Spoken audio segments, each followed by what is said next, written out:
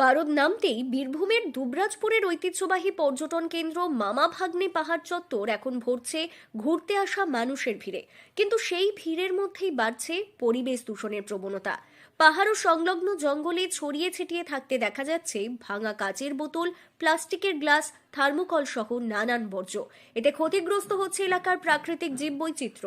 স্থানীয়দের দাবি, দ্রুত এই এলাকায় বৃহৎ পরিসরে পরিষ্কার পরিচ্ছন্নতার উদ্যোগ নেওয়া প্রয়োজন।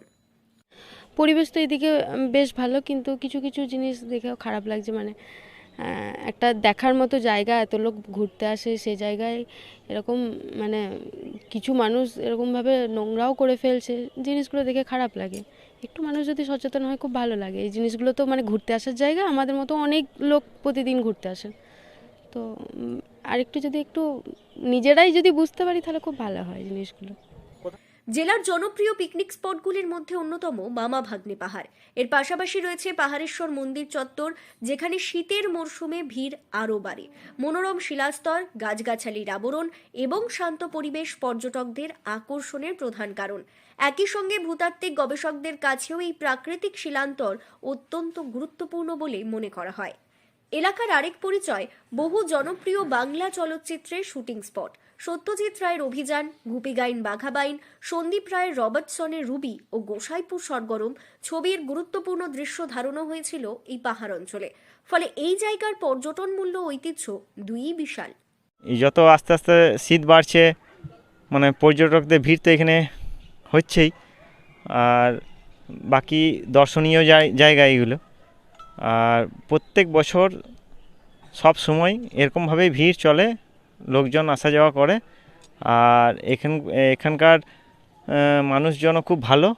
আর আমরা তো প্রায় দিনই চলে আসি সপরিবারে। এদিন পর্যটক পল্লবী পাল বলেন, ছোটবেলায় এসেছিলাম, আজ এতদিন পর আবার এসে দেখলাম অনেক পরিবর্তন। নতুন মন্দির হয়েছে, আশপাশের পরিবেশ বদলেছে, পরিবার নিয়ে আবার আসার পরিকল্পনা রয়েছে। অনেক ছোটোবেলায় এসেওছি, কিন্তু আজ এতদিন পর এসে দেখলাম অনেক কিছু পাল্টেছে জিনিসপত্র।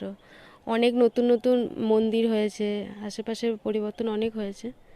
অনেক দিন পর এসে ভালো লাগছে। তবে কিছু জায়গায় দূষণ দেখে খারাপ লাগছে। মানুষ যদি একটু সচেতন হন, তাহলে জায়গাটা আরো সুন্দর থাকবে। তিনি আরো বলেন, এত মানুষ ঘুরতে আসে, তাই নিজেদেরই দায়িত্বশীল হতে হবে।